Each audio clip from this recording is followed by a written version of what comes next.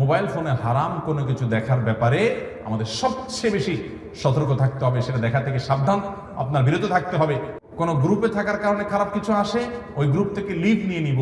সোজা কথা, আমি হারাম থেকে বাঁচার জন্য চেষ্টা করবো, কারণ আল্লাহ বলেছেন ওয়ালা তাকরাবুজ জিনা, জিনার কাছেও যেও না।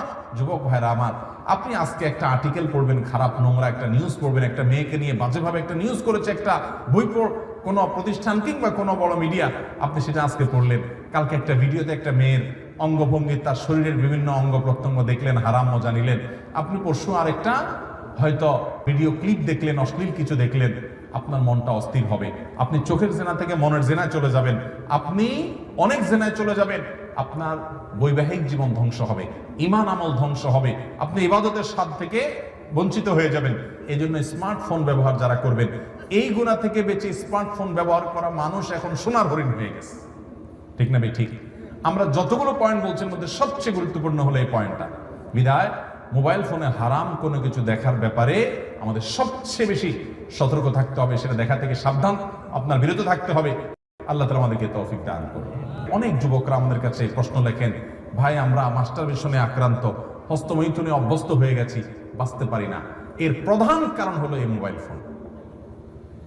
আমি বলি যে আপনি মোবাইল ফোনটাকে, স্মার্টফোনটাকে চেঞ্জ করে ফেলেন, একটা বাটন ফোনে চলে যান। 6 মাস আপনি নিজের বিরুদ্ধে নিজে সংগ্রাম করেন, ইনশাআল্লাহ দেখবেন আপনার এই বদভ্যাস এমনি কি হয়ে গেছে, দূর হয়ে গেছে। ভাইরা আমার, আল্লাহ তাআলা আমাদের এই যৌবন সম্পর্কে, সময় সম্পর্কে জিজ্ঞাসাবাদ করবেন। এগুলো বিশ্বাস করেন, আপনার দুনিয়ারও কোনো কাজে আসবে না, দুনিয়ারও কোনো কাজে আসবে না, আখিরাতের কোনো কাজে তো আসবেই না। আপনি বলবেন আমি ইনফরমেশন জানতে চাই, আমি তথ্য সম্পর্কে সচেতন হতে চাই। যেই তথ্য আপনার জানা জরুরি, ওইটা আপনি স্ক্রল না করলেও জানবেন, আপনাকে কেউ না কেউ বলবে। অতএব তার জন্য মূল্যবান সময় নষ্ট করা যাবে। আমরা গেমস খেলে নষ্ট করি।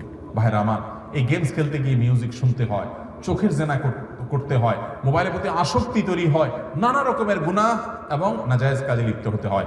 এই জন্য মোবাইল ব্যবহারে অতিরিক্ত সময় ব্যয় করা, ইউটিউবে, ফেসবুকে, গেমসে ঘন্টাকে ঘন্টা ব্যয় করা, এটা মোবাইল ব্যবহারের আদবের শিষ্টাচারের খেলাফ এবং গুনাহের কথা। এটা করা যাবে না, নিয়ন্ত্রণ করতে হবে। বেশিরভাগ লোকই মোবাইল ব্যবহার করতে গেলে নিজের টাইমে নিয়ন্ত্রণ করতে পারে না। আল্লাহ তাআলা আমাদেরকে নিয়ন্ত্রণ করার তৌফিক দান করুন। একজন মুসলমান মোবাইল ফোন ব্যবহার করবেন, কিনবেন কেন? তার উদ্দেশ্য কি হবে? যদি তার উদ্দেশ্য হয় এর মাধ্যমে ডাটা সংগ্রহ করা, বিভিন্ন তথ্য আদান প্রদান করা, যোগাযোগের সুবিধা হওয়া, এই জাতীয় উদ্দেশ্যগুলো আছে, বৈধ উদ্দেশ্য আছে, তাহলে এই উদ্দেশ্যে যদি কেউ মোবাইল ফোন কিনে, সেটা বাটন ফোন হোক, স্মার্টফোন হোক, সেটা কেনা জায়েজ।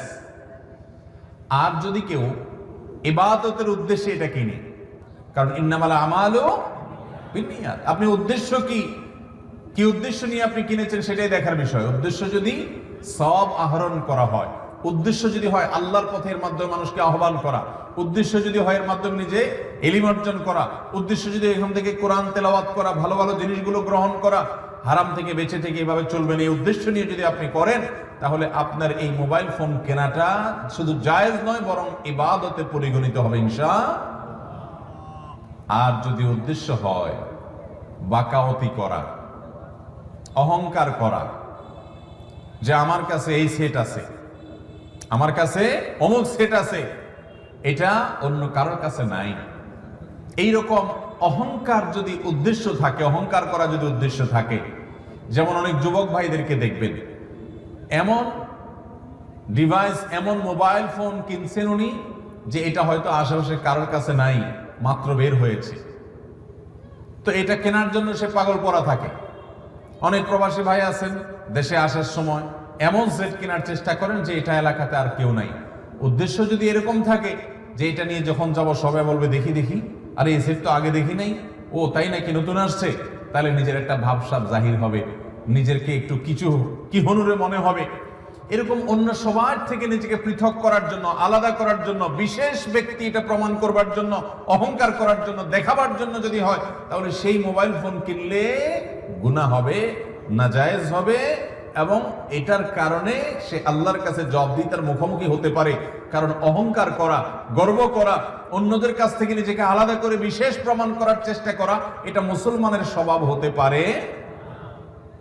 ভাইরা আমার, তাইলে মোবাইল ফোনের এটার কেনার সময় উদ্দেশ্যের উপরে ভিত্তি করে তিন ধরনের বিধান চলে আসলো। কখনো এটি কিনা জায়েজ, যখন আপনি বৈধ কাজ করার জন্য ব্যবসা বাণিজ্য, চাকরি বাকরি, পারিবারিক আলাপ সালাপ এগুলো করবেন, যোগাযোগ করবেন, ডাটা আদান প্রদান করবেন, আপনার নিছক জায়েজ এবং বৈধ উদ্দেশ্য আছে, তাহলে এটা কিনা আপনার জন্য জায়েজ, সওয়াবও নাই গুনাহও নাই।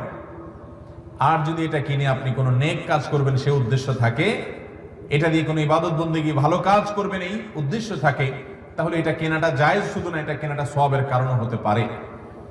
আর এটা কিনে আপনি হারাম কাজ করবেন, এটা দিয়ে হারাম ফিল্ম দেখবেন, হারাম জিনিস দেখবেন, নেটে আজে বাজে বিভিন্ন জিনিস দেখবেন, এবং বিভিন্ন রকমের মেয়েদের ছবি ছেলেরা দেখবেন, মিউজিক সহ গান শুনবেন, বিভিন্ন নায়িকা গায়িকাদেরকে দেখবেন, এবং বিভিন্ন অপকর্ম করা যায় সেগুলো করবেন। এই রকম উদ্দেশ্য যদি থাকে, অথবা যেটা বললাম উদ্দেশ্য হয়তো সেগুলো নাই, কিন্তু আপনার উদ্দেশ্য হলো আপনি ভাবসাব জাহির করবেন, সবাই থেকে নিজেকে আলাদা করবেন, তাহলে সেক্ষেত্রে এই মোবাইল ফোন কেনাটাই আপনার এই অসৎ উদ্দেশ্যের কারণে আপনার জন্য গুনাহের কারণ হবে। আল্লাহ আমাদেরকে বেঁচে থাকার তৌফিক দান করুন।